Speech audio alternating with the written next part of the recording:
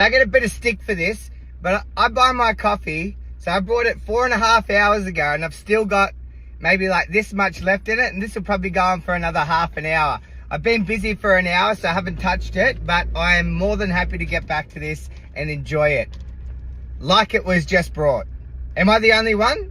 Or does some other fucking possessed bastard do this too? Ah, I fucking love it!